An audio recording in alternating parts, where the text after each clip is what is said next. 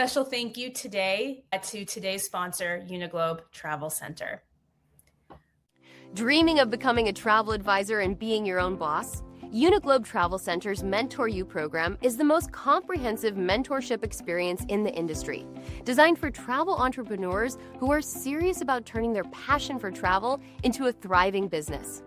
Over the course of 3 months, you'll dive into an online learning platform filled with videos, worksheets, assignments, and quizzes, everything you need to feel confident launching your own travel agency. But the best part? You won't be doing it alone. Each week, you'll meet one-on-one virtually with an experienced travel mentor who will guide you through your unique professional journey step by step. Because being a travel advisor isn't just about booking trips. It's about building a real business. At Uniglobe, we focus on helping you develop the systems, strategy, and confidence that you need to grow as a true entrepreneur. So, if you've been waiting for the right time, start your journey with Mentor You today. Welcome. You are listening to Travel Agent Chatter, Volume 35. Travel Agent Chatter is an audio series produced by the team here at Host Agency Reviews each and every quarter. Now, without further ado, let's get on to the show. I am Shayna Zand, the Managing Director of Host Agency Reviews and the host for today's interview. So what do we have in store for you today? Honestly, it's going to be a whole lot of fun and a wonderfully inspiring story. For those of you listening who are newer to the industry, today's guest is inspirational in the growth of her agency and her resilience running a business through all of life's challenges. Amy, the owner of Epic Away, a travel advisor since 2019, she has grown her sales to $2 million annually plus without a team.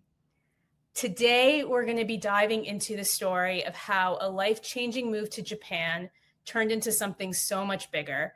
After putting their belongings in storage, selling their home, and moving their family abroad, she and the kids fully embraced life in Osaka, where her children even asked to stay longer after falling in love with the experience. And while today she's running a wildly successful business in the US, bringing in over $2 million in annual sales as a solo advisor, like I just mentioned, from the outside, it might look like a smooth upward journey. But behind the scenes, she's been navigating a lot personally. In this episode, we'll unpack what it really looks like to build something meaningful, even when life isn't easy.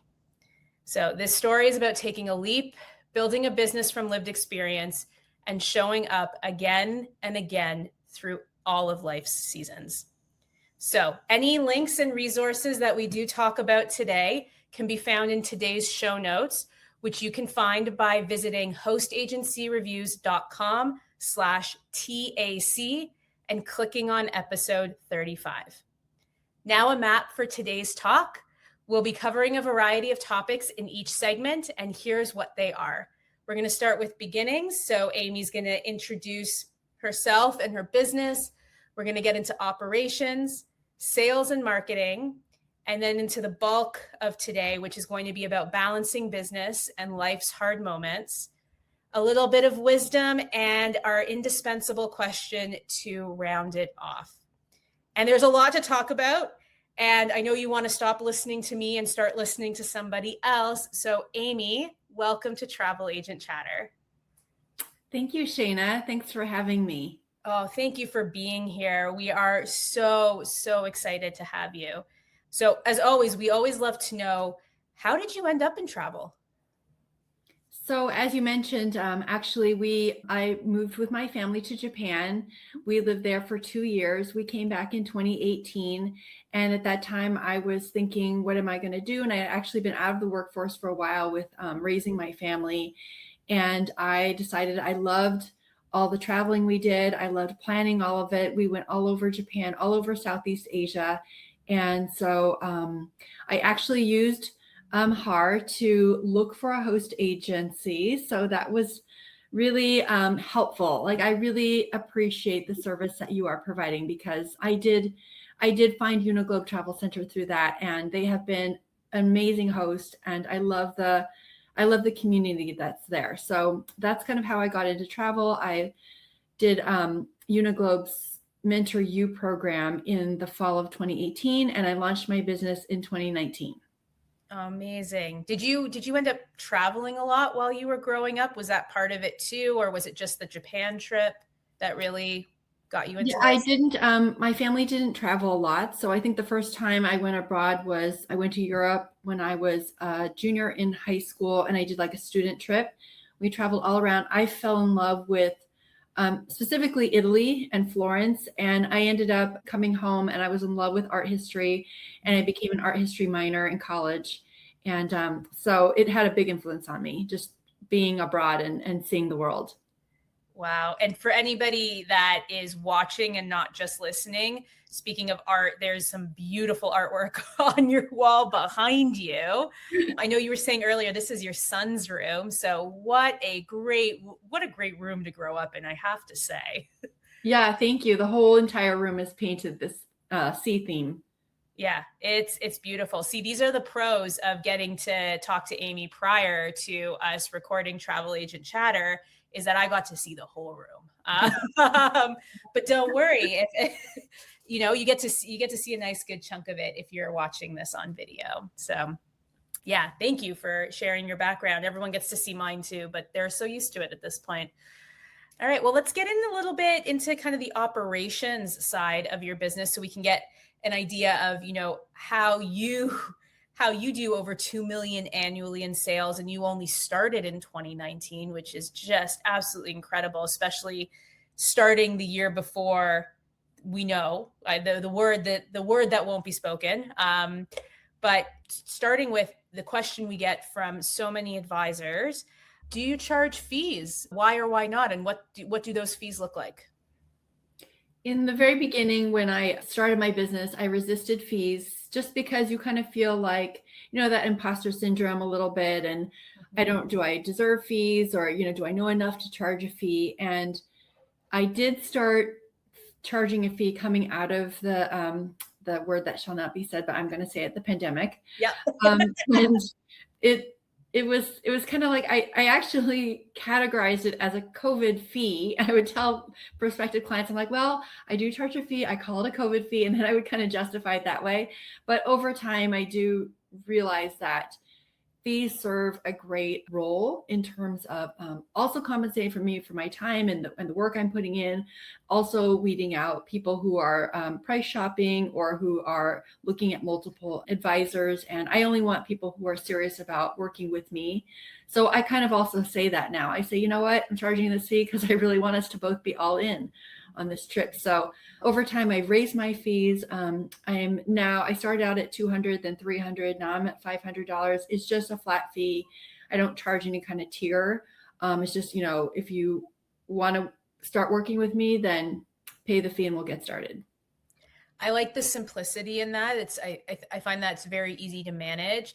I also really appreciate, a lot of advisors that are listening, are nervous to start charging fees. We have been finding, and we'll link to this, our annual reports where this past year, we had over 3,500 travel advisors respond. It's 193 questions. So there's a lot of information in there. But one of the things that we found with fees is now we're getting a lot more comfortable and in charging them and understanding our value as an advisor. And also finding that over 20% of overall income on average is made up of a fee. Or fees that you charge as an advisor. So it's not immaterial to your overall income. So I love that. We'll also link for everybody here an article about a guide to charging fees and different ways that you can do it, because I think that that's helpful. But Amy, I love your style. Just one simple fee. You're very clear with your clients. And also you don't get anybody that's wasting your time. So yeah. And I think actually bonus, I find that sometimes if I have like a goal that I'm trying to set for the month and I'm like, oh, I'm so close to my goal, I just got to find one more person to charge a fee to so I can hit my goal. I love that. So great. Everyone listening, take that advice. That is fantastic. So in terms of actually that process, that booking those clients. So, you charge the fee, you let them know upfront before you actually start doing any work, which I love because your work is worth that money. what is your process for booking clients? So kind of, if you could walk me through from when they reach out to you to kind of when they get home, what's your full process? So I think a lot of people come to me through email. That's the bulk of it. So they'll reach out, they'll send me an email, they'll say, hey, I found you somewhere, or somebody referred you. And so then I write back, and I always want to start off with a phone call. I want to make sure that they are, legitimate people that are really interested in actually taking a trip. So I'll just respond back like, hey, that's wonderful. I'd really love to set up a call and learn more about your interests. And I don't have a form. I find that, especially at the luxury space, people don't want to take the time to fill out a form, and having a conversation is much nicer anyway. Mm-hmm. So we have a conversation, and during the conversation, I'll ask, a set of questions. I really want to learn. One of the things I often ask is, why do you want to go to XYZ? Why do you want to go to Japan? Like, what kind of interest do you have? And really like kind of get a little bit deeper than what do you want to see and what do you want to do? And then at the end, I'll explain my process as being this phone call is designed to learn about whether we want to work together. Do I want to work with you, and do you want to work with me? Because it's a two-way street, and I want them to know that I am also evaluating them. Like, do I want to work with you? And then I tell them about the fee, and then I tell them I have some client information forms and my client agreement form. I'm going to send that to them. I tell them no pressure, but when you send those forms back to me, then that's my cue to get started. I really like that. I like that having that conversation, so you're getting to know them. You're also, and I think that this is something advisors forget to do, is that not every client is a good client for you. So you're making sure that they're a good fit for you as much as they're kind of interviewing you in a sense. And also my next favorite part, because I've got so many, but this one is you send them that form that they need to sign before you get started, right? So kind of that agreement, which we always talk about, is, making sure, like, to protect yourself, to protect your host, also to protect the client, that you have those forms in line prior to you starting the work, so that you're ready to go and you feel safe to do everything, knowing that everything is in line. So I quite like that process. And I do want to add in that one of the things that I like to do is I do like to talk to everybody who contacts me, even if I'm not sure if this is a trip that I actually want to do. Mm-hmm. But I always have in mind helping my fellow advisors, especially in Uniglobe. And so I like to have a talk with everybody, and then I evaluate, are they actually a good prospect? And then I will refer them. I'll say, you know what, I'm actually not a good fit for you, but I have some great people in, my circle, and can I give you a referral? So that's also something that I like to do, is talk to everybody to see if this is somebody I can refer out. I think it's one of my favorite things about being a part of a host is the community that you have, right? And you also understand your boundaries, right? We talked about at the beginning of this podcast, how you've built your business and the sales. And I believe, do you have a minimum amount that clients need to spend with you, or is it? I do. Yeah. I do have a minimum, and it's kind of changed over time. It's not hard set in stone, but for the most part, it's $20,000 for a custom FIT. And I don't have a minimum for direct hotel bookings or just easy cruises or tours if they don't involve anything else. So for the most part, yeah, for custom FIT. Yeah. And I think that those boundaries of knowing what you do and what you do well, and the boundaries of, okay, if I'm putting in the work for a custom FIT, this is going to be the minimum spend that I'm going to allow for my business. And also referring clients to the community of advisors you have within Uniglobe is a whole big reason why you are as successful as you are, because then also I would hope the same respect, you get referrals back to you as well from those within the community. But also, you're supporting your host, but you're also supporting the client and what's best for them. And I think that that's great. So before I get into a little bit more sales and marketing, we always do love to ask operationally, what technology do you use to run your business? Do you have a favorite piece of technology that you use? So currently I'm using TravelJoy and Travelify. I know a lot of people use that combo, and I find that TravelJoy is an excellent CRM, and I use them daily. They're actually become kind of indispensable. But they don't, for me, do exactly the proposals that I like or the itineraries. So I use Travelify for that. And of course, Uniglobe has their own invoicing system. It's client-based, so I've got a bunch of things I have to manage. But it sounds like we're going to be moving over to Turn soon, so I'm going to have to start learning that. You know what the beauty? There's so much great technology now, I think, that's being built specifically for travel agencies and for travel advisors. We'll actually link for everybody here. We have our Hardwired event. Yes, we're cute like that. We called it Hardwired for travel agency tech. And TravelJoy, Travify, they're all involved, which is great. We'll also link to both of their directories within Host Agency Reviews, so you can go check them out. And we'll link to the travel agency software page as well. Client base is there, Turn is there, so you can see, everybody here can see exactly what Amy is talking about, but also take a look at what's out there for you. But our Tech Week is a fun week. It's completely free to travel advisors to come and join us and hear from some of the best in the business who are building technology for you, and also what some of the hosts out there are doing with regards to technology. So make sure all the links are in the notes for you all. Okay, so sales and marketing, this is always a big one. Questions we get asked all the time. How do you market your business? What do you do? So one of the things, and I guess we'll get into this a little bit more later when we talk about some of the challenges that I've had in growing my business. Mm-hmm. One of the things that is really important to me is because I had limited time and I was really stretched thin for a while, I decided that I really needed to shift the marketing off of myself and move it on to someone else. But I didn't have a lot of money at that time to pay for marketing. So I was like, okay, I need to find other people to do my marketing for me, but not pay them. So I decided to institute what I would call 3 R's. And it's really what honestly my business is built on. And it's reviews, referrals, and repeat business. So I basically shifted the marketing onto my clients. Oh, I love it. I love it. So speaking of reviews, how do you ask for reviews? How do you actually get them to be filled out? Where do you like those reviews to be posted? Tell us more about kind of that review process, that second R, or that first R. Yes. So in the very beginning, actually, when ASTA still had their travelsense.org website up, I directed people to leave me a review with TravelSense. Since that's kind of gone away, and then we also became Virtuoso in 2021.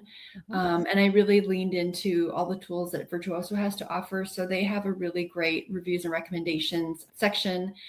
And I now really focus on Virtuoso reviews. So that's something that is really important to me. And I feel like it's been a big way that I've grown my business. And it's really hard to get Virtuoso reviews. It's all independent. Virtuoso sends out the link. It has nothing to do with me. It's basically, directing my clients to see the link, find it, open it, create, whatever is needed to leave that review. And it's really kind of time consuming to follow up on that. But I've found that's really helpful. Yeah. And do you follow up with your clients frequently on it to make sure that they do it? Yes, I'm kind of like borderline harassment about it. I've eased back because in the very beginning, actually, I did set kind of like mini goals for myself. Like I'd like to have this many reviews by this date. Like, 6 months from now, I hope I have 50 reviews or something like that. And so I'd really, especially if they're my friends, my family, people I really felt comfortable that I could kind of harass them, or people who had a great time. They said, oh my gosh, this is the best trip ever. I said, oh, please leave a review. And they said, yes, they will. And then I'd follow up like maybe 2 or 3 times because, the thing goes to junk mail or it gets lost in your inbox. And I know that they would do it. They just like set aside the time. So anyway, yeah, I do kind of was a little aggressive about it for a while. You know what? Fair enough. I find that I will be more inclined if I wasn't happy with the service that I want to advise other people. And it's interesting because when I go to read reviews, I love the positive ones. Those are the ones I want to read. Those are the ones that get me excited about what I want to do.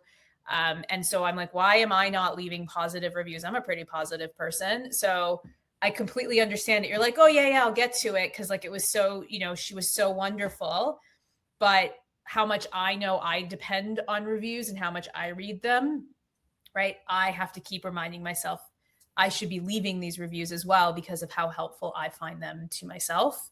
So yeah, I I'm do. glad. Yeah, I do. When I write a whole thing about what it means to leave a review for me. So I explain like this is actually really important. Actually helps people find me. It helps people find me in Virtuoso. It raises my profile. It makes a difference. And I kind of say like people don't actually want to do anything without reading reviews first. It's like, if we want to go to see a movie or we want to eat dinner somewhere or we want to go to a bar or we want to like do anything, it's like we look, oh, let me check out the reviews first. So I think that resonates with people. Yeah, no, and I'm glad that you fight for those reviews and that's one of the big 3 R's of your business. So I think we always talk about referrals a lot, repeat business as well, but we don't talk enough about reviews. And we know at Host Agency Reviews how important reviews are. That is the bread and butter of what we do, right? And why, you found Uniglobe, why others find, their hosts as well, or their technology platforms or whatever they want to use. So I love that. We do have, we'll put in the trip notes, a great link to, we had a great webinar from 2024 about asking for referrals. So if you're newer to the industry and you're listening, kind of that one of the R's that Amy was talking about, and it actually does get into reviews as well. So we'll link that for everyone if you want to go take a listen to that later on. A little bit on sales before we kind of jump into the big part of the podcast. But do you have any secret sauce for closing a sale? So getting that client to finally book?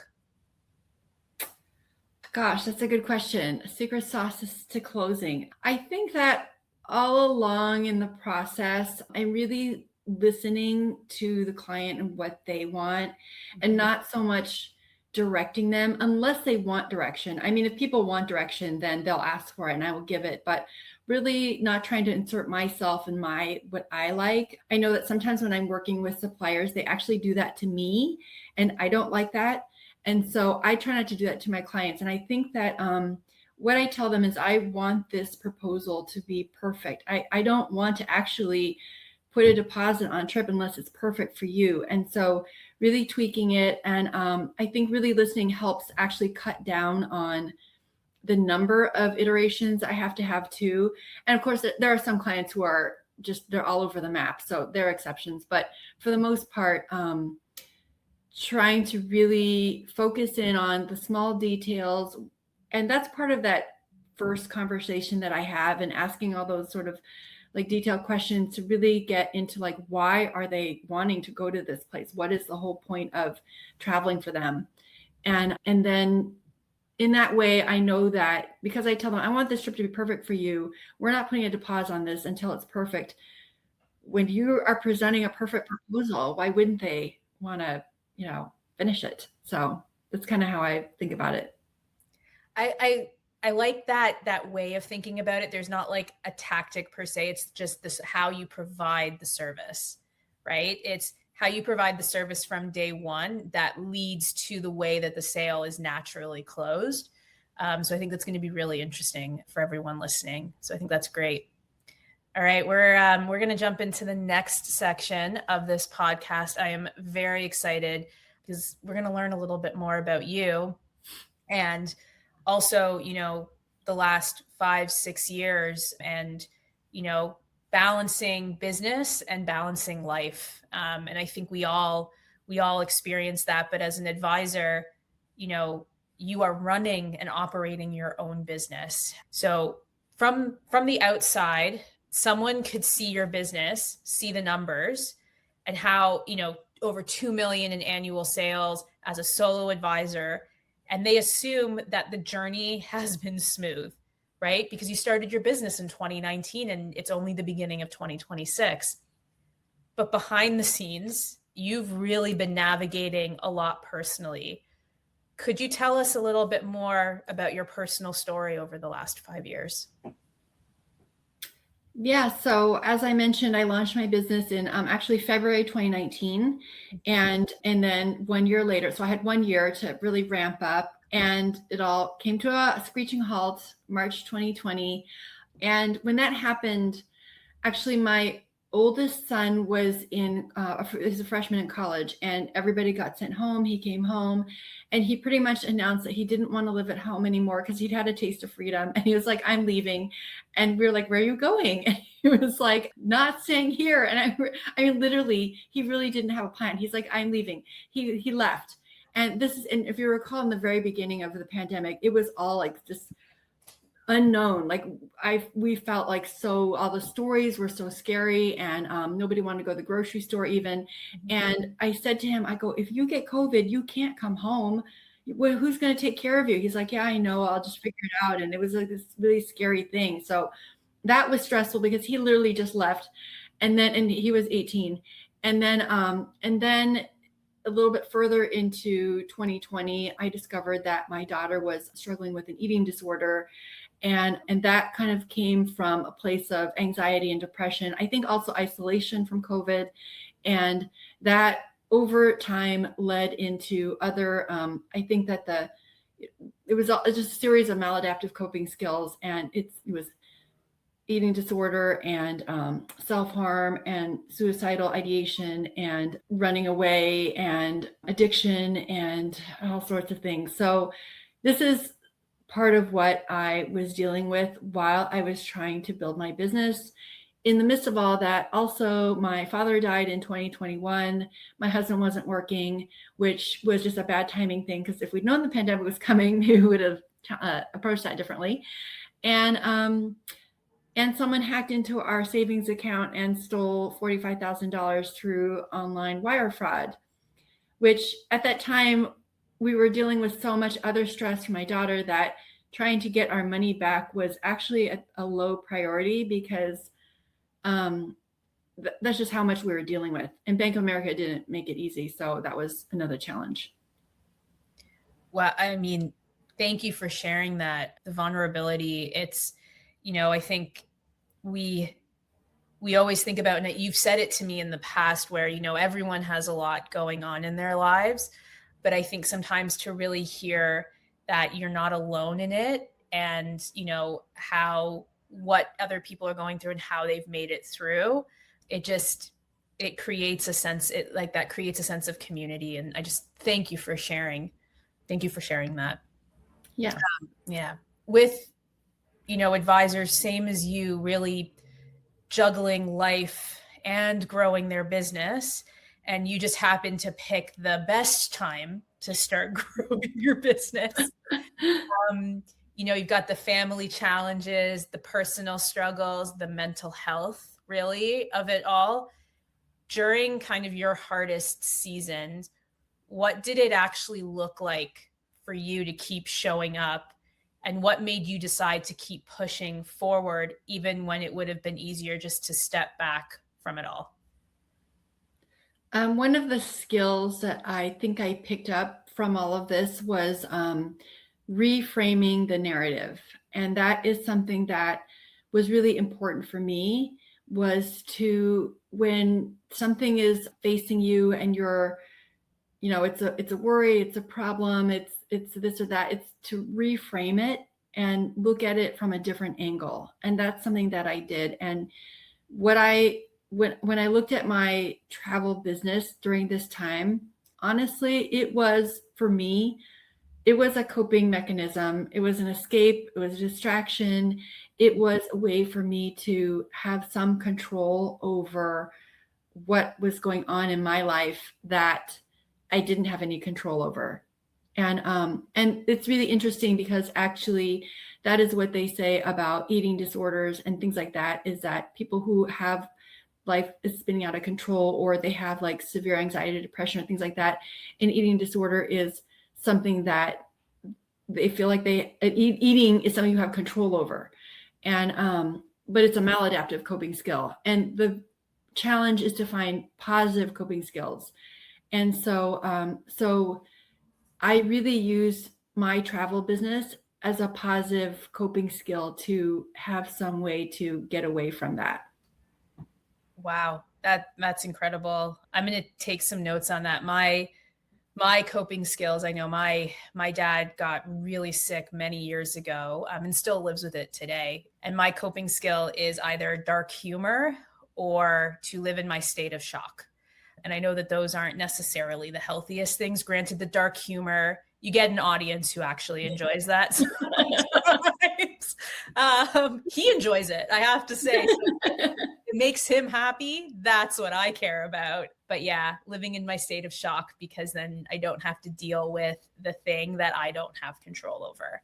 So I'm definitely taking some very real notes right now. So if anyone is watching and sees me typing, that's what's happening. Thank you for that. When you are running a business while a lot of personal turmoil is happening, it can be incredibly draining. So what did you find were some of the biggest mental or emotional challenges that you faced daily? So one of the things about this time period is that it's so hard because you have so many things that you are pulling you in two different directions, and you have to be two places at once all the time, or you feel like you should be doing this, but you need to be doing this. And I think that for a lot of people who are going through different kind of struggles and health struggles or struggles with their family, taking time away to have to go to dialysis appointments a couple times a week, or therapy appointments, or I had to drive my daughter all over the place and wait for her for a long time for all these different kind of appointments. Mm-hmm. And it felt like I needed to also do some intake calls, and I also needed to drop some proposals, and I also needed to be doing this, but it was really important for me to take my daughter places. So that was a real thing, is about dividing your time and really having to be more efficient with the small amount of time that I had for my travel business. And I did tend to work in the evening because I spent so much of my daytime running around. So that was kind of stressful, and I think it made me more efficient. Yeah, absolutely. Well, energy and focus can be quite limited, because it's not just physically you having to take your daughter or someone somewhere. It's the mental capacity of everything else that's going on. When it came to your travel agency business, how did you decide what was priority, what actually mattered? Was it just creating efficiencies, or were there specific things where you said, these are priority, these are the things that matter in my business while I'm taking care of my family? I think that one of the things that really helped me was that I really had to focus on what was most important. And part of that we already talked about was I couldn't be the person who was doing the marketing and trying to find clients. And of course I was doing that, but I was doing that through taking the clients that I had and really trying to maximize every one of them to go out and write me a review and, send me a referral and doing such a great job that they did want to come back and have a repeat trip again with me. And so, and then I also sort of along those same lines, handing over the marketing to trying to find a Pied Piper who would grow a group with me, but then they were the ones who were getting the clients, or finding a birthday girl who wanted to do a big birthday bash, and okay, you know what, get all your friends together and basically giving them the TC and saying, hey, you could go for free if you could get 15 girls together, and focusing on ways that I could get other people to go bring those clients to me. So I think that that helped me in being more creative, I guess. Yeah. And I think, and based on the 3 R's that you talked about earlier, that system really works. So in a way that, that kind of the reviews, the referrals, the repeat business is everything that you talked about to allow you to kind of take the time for your daughter and for your family. and for Bank of America, apparently.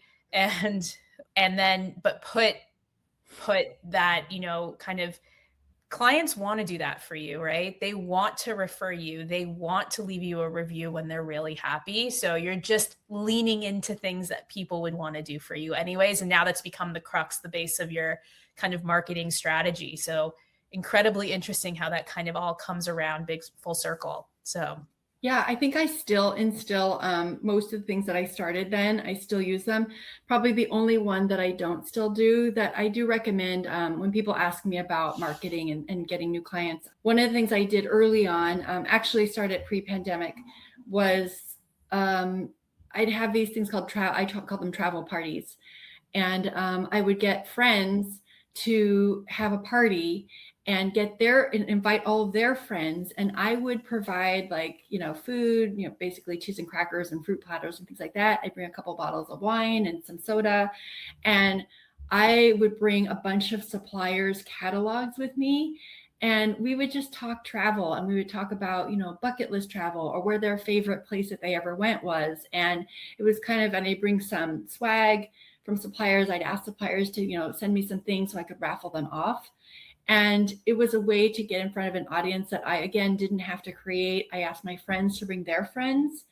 And that was a fun way to get in front of people. And I actually don't have a newsletter. I don't even really have a very good email list. But if I did do that, I did ask for everybody's emails, and it was a way to get to create my email list also, which I didn't do anything with.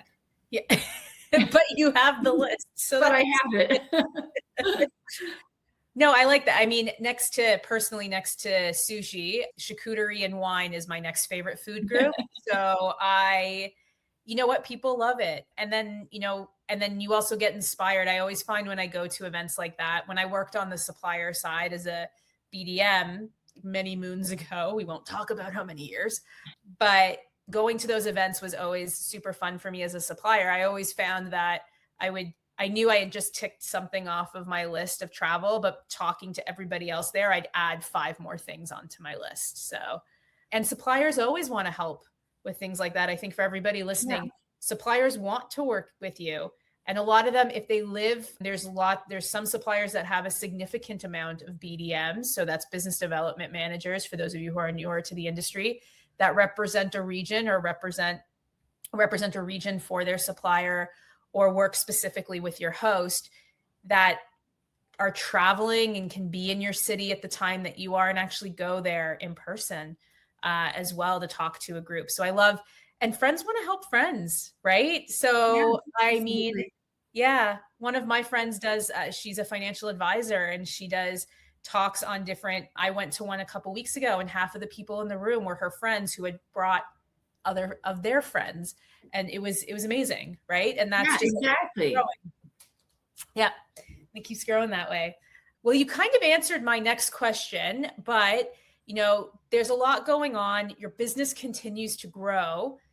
Do you feel like maybe the 3 R's contributed most to that growth, or was there anything else that you feel like has contributed to that growth over the last few years? I think when I was facing the challenges and having limited time and really trying to decide, like, am I going to do this or that?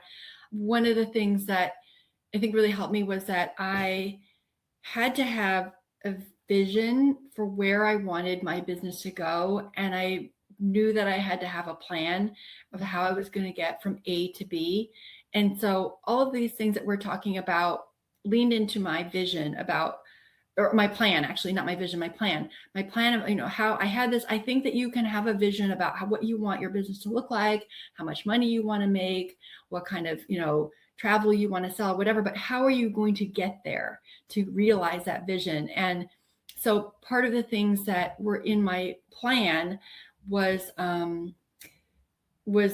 about marketing, getting other people's help for that. And then also narrowing down on destinations. And in the very beginning, I actually resisted having a niche.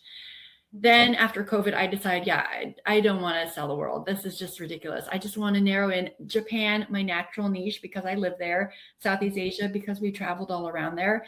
And also I really narrowed in on what destinations are high dollar destinations, and places like Australia or New Zealand or Japan or even Italy, or things like that. Like for me, I always like to say there are dozens of ways to get to a million, and not everything has to be luxury. Like you can be spitting out all inclusives all day long in your sleep, and really like have a high volume and get to a million that way. And that just wasn't for me. But I do like to emphasize that there are totally different ways for different people. And so for me, going the luxury route was what was going to work for me, because I couldn't be high volume, because I didn't have the capacity to service a lot of clients.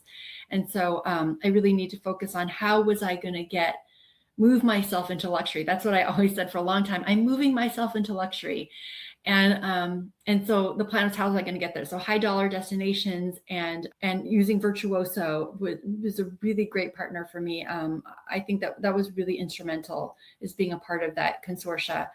And so there were a lot of ways that I had this plan, and I'm still, in that plan, even though I really am, have pretty much reached from A to B, but I can still keep growing.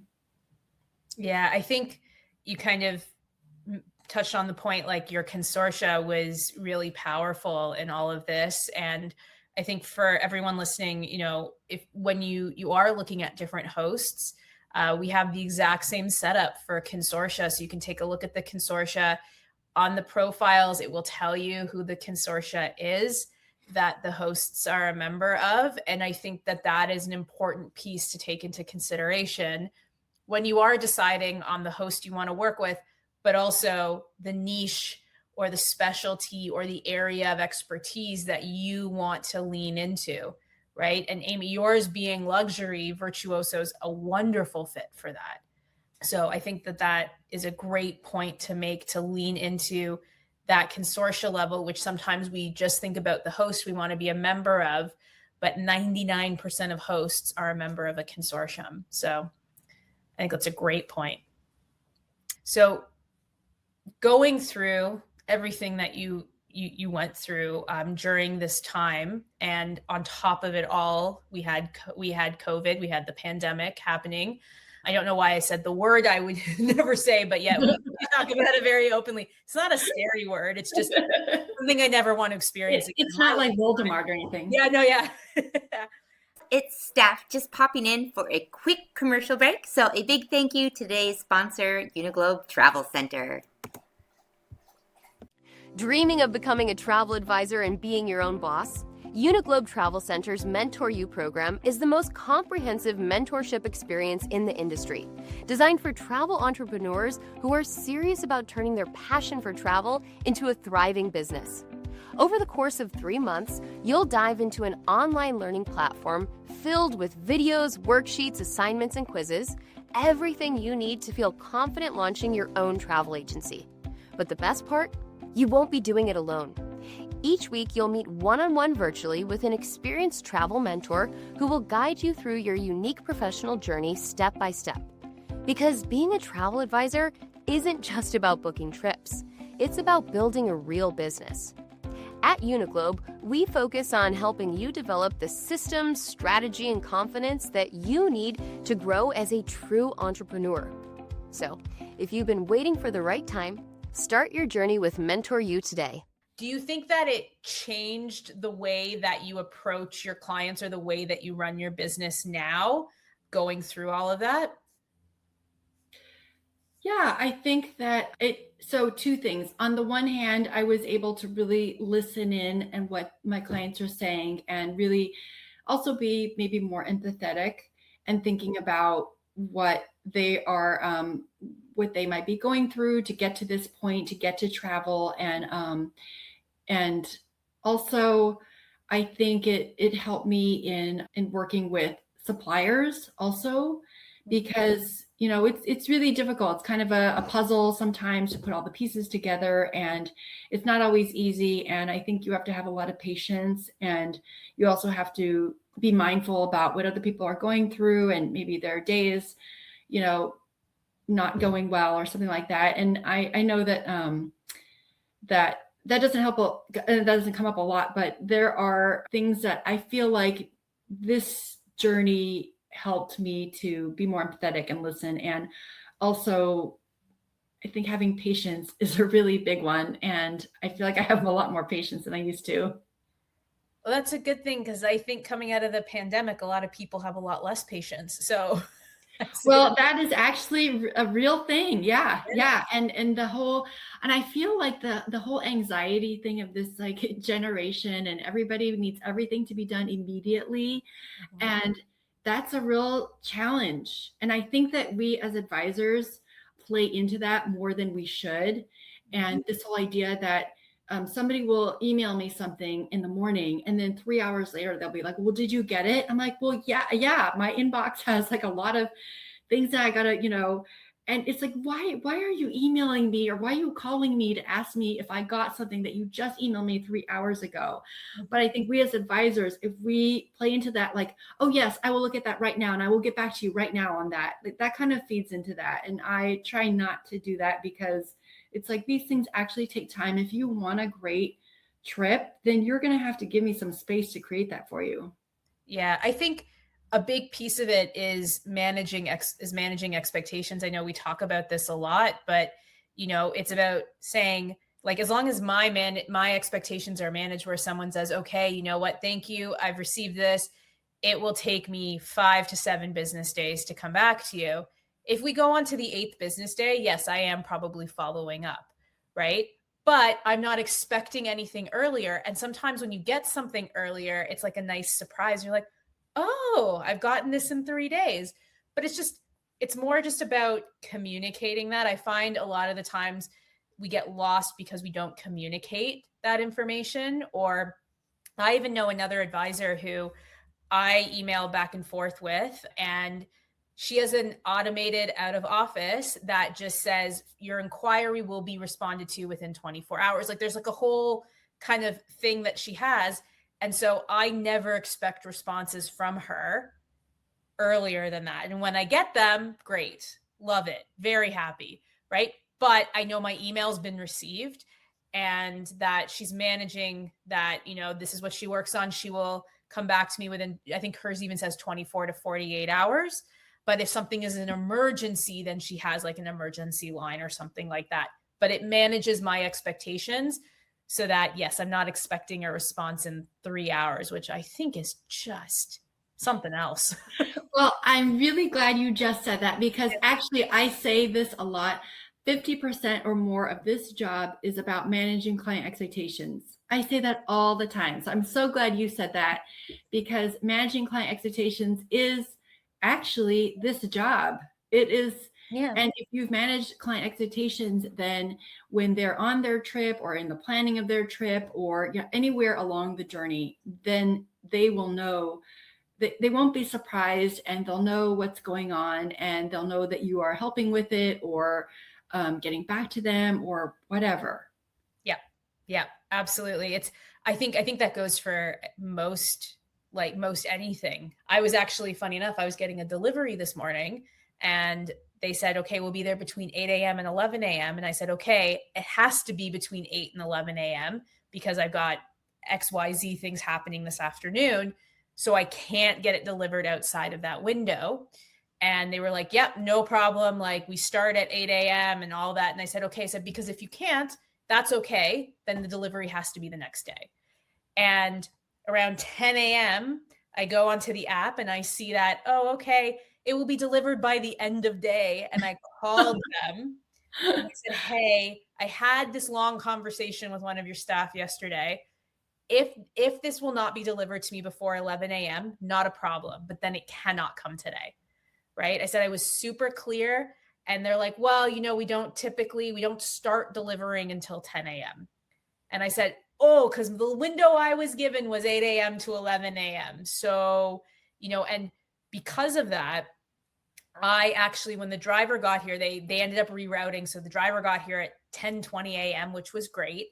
And I got upset with something at him, but there was no communication. My expectations weren't managed at all with how the delivery was going to work. And I right away apologized to him because I said, I know this is not you. It's my frustrations from the day before all the way through because my expectations weren't managed. Had they been managed, no problem.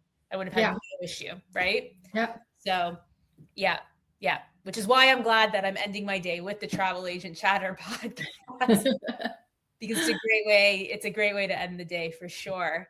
So, if we look back at the last, 6-7 years of business now, do you have a moment where you say to yourself, okay, this is actually working?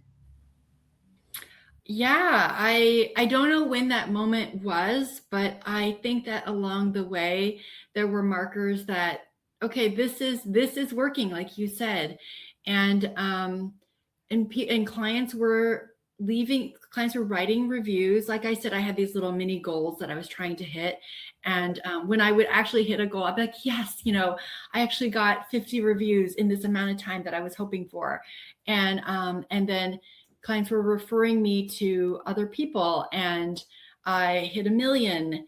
And I guess I didn't mention this earlier, but one of the things that is really a big goal for me is to really find my ideal client and only work with them. And that's hard, and it doesn't always happen, but it's always in my mind. I'm always thinking about what my ideal client looks like and how am I going to find them on the intake call.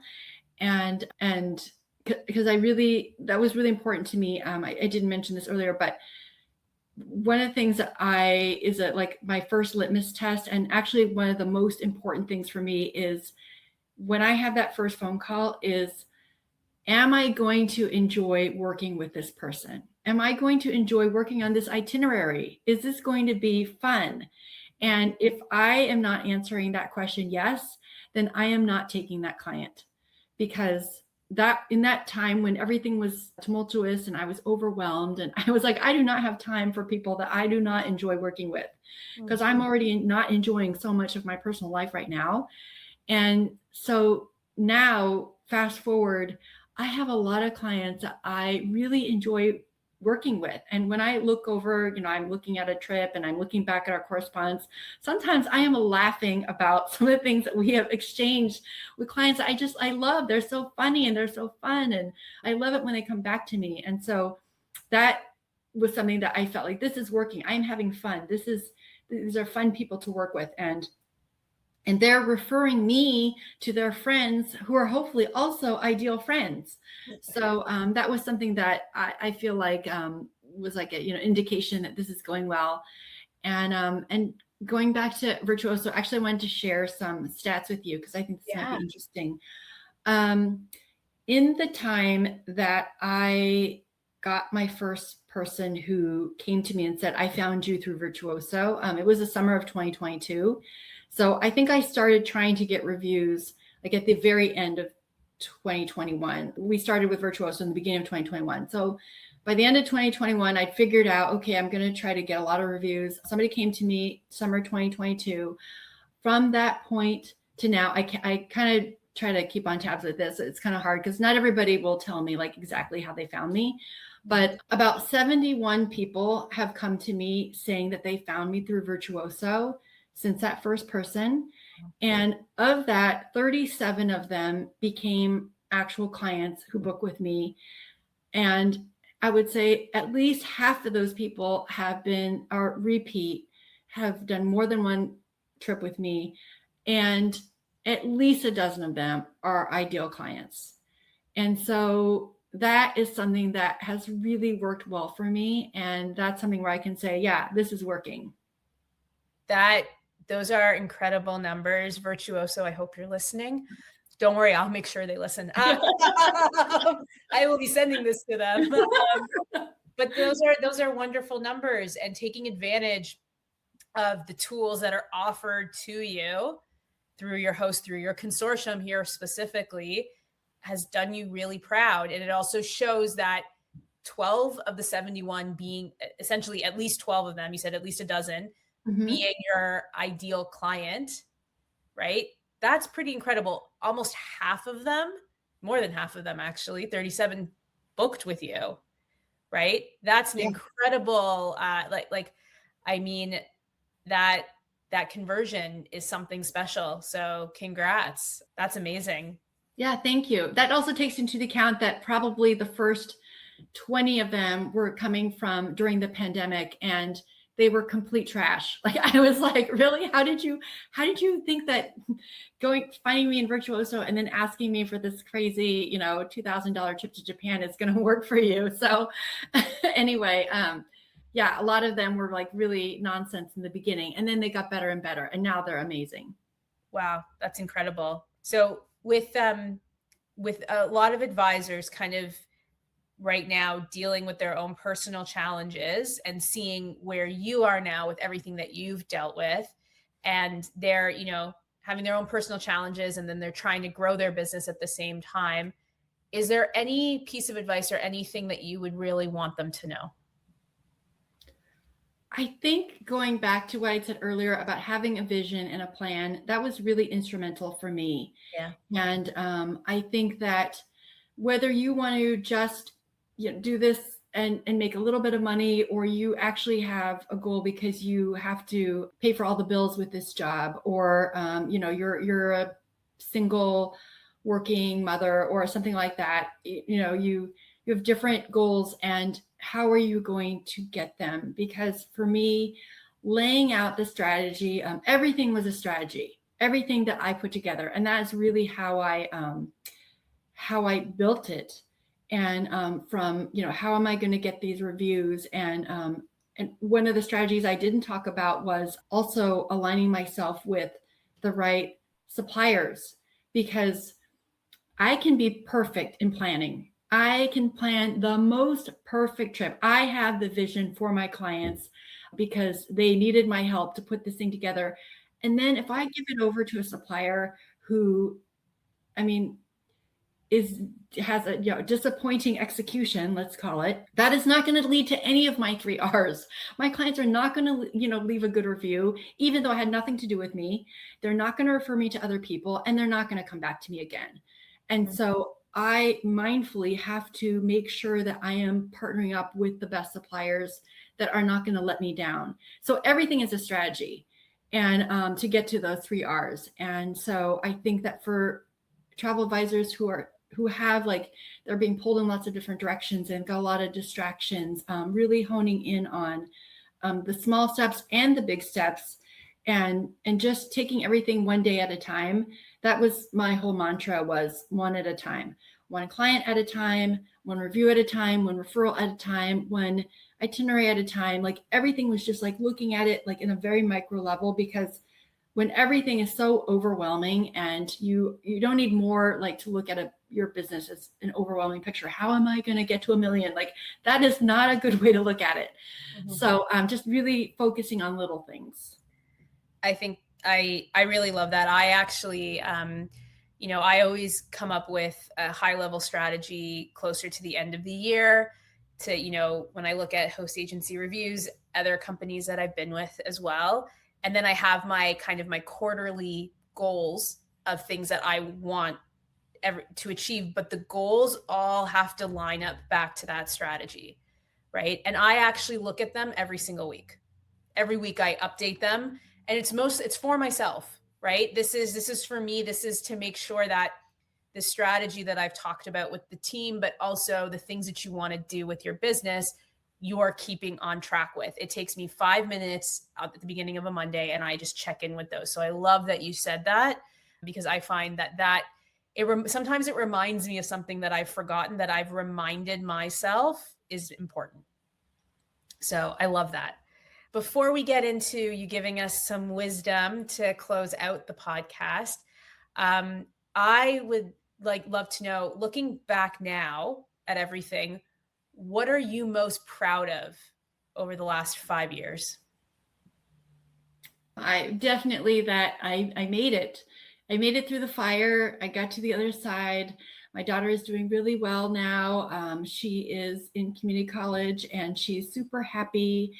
And we made a lot of decisions that were really hard decisions, and it was a struggle. And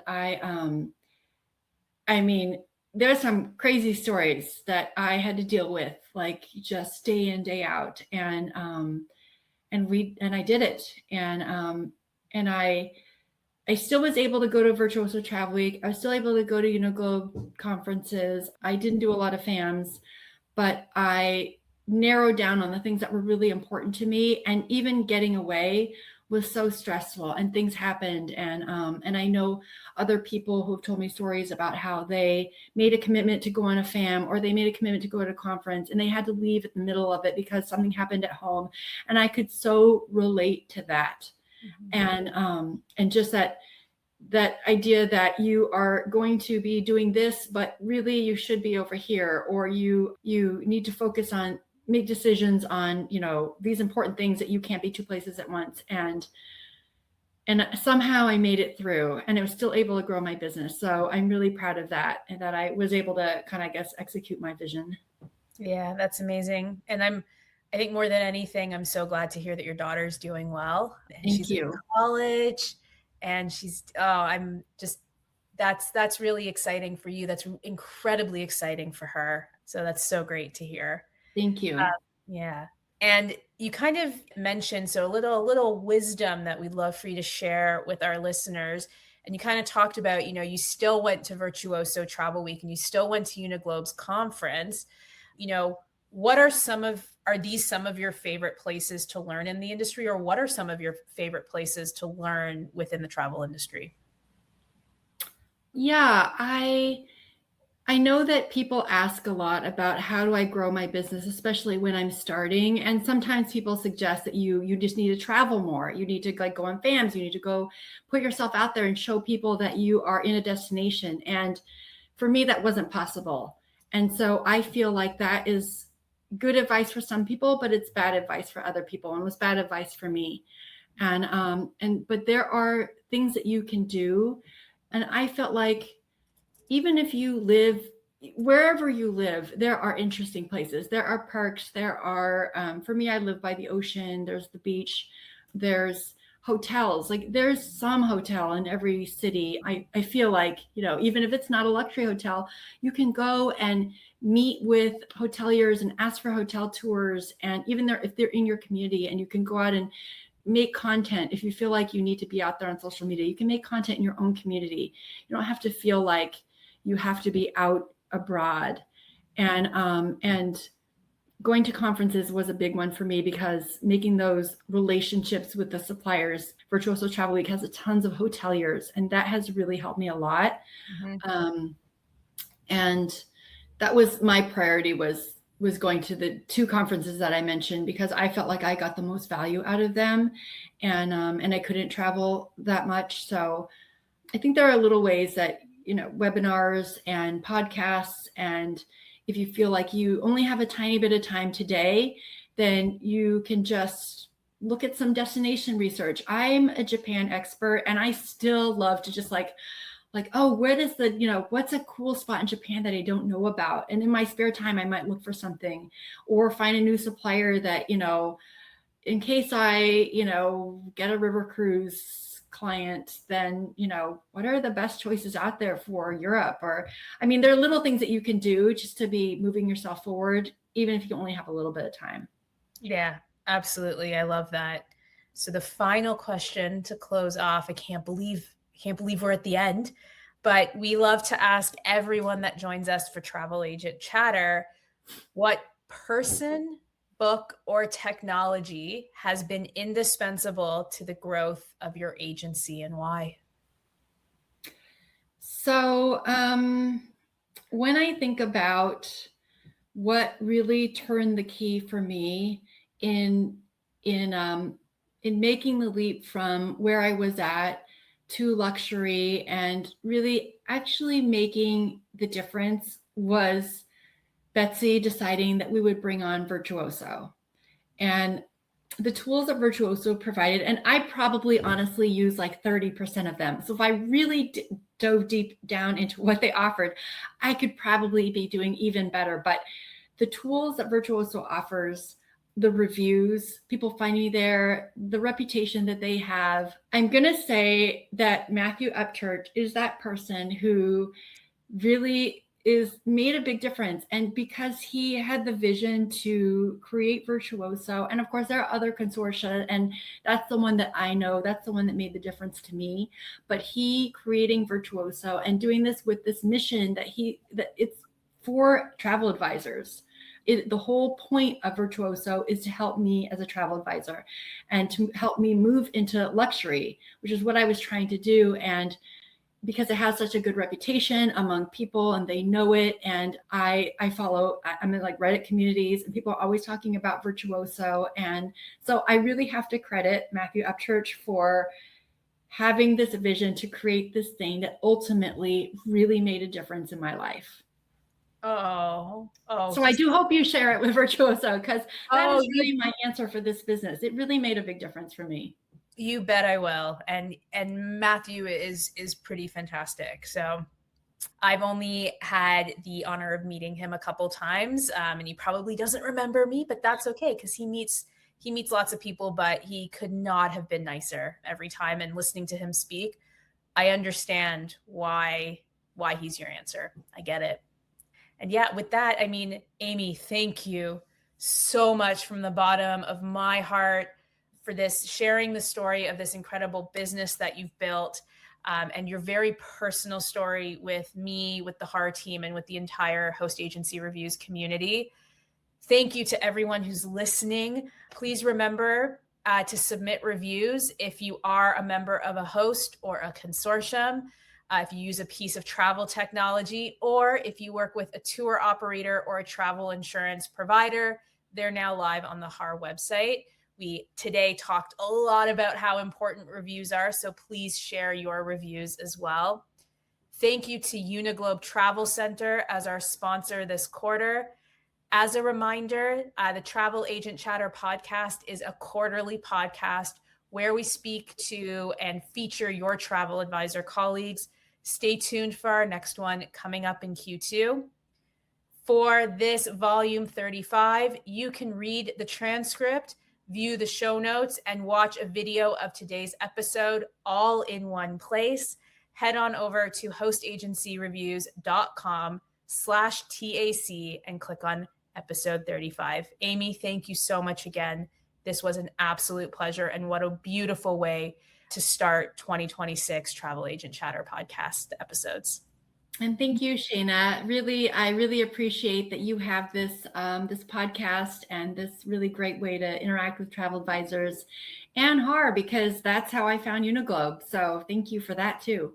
Oh, thank you so much. Have a wonderful day, everybody, and we will see you in Q2. Bye.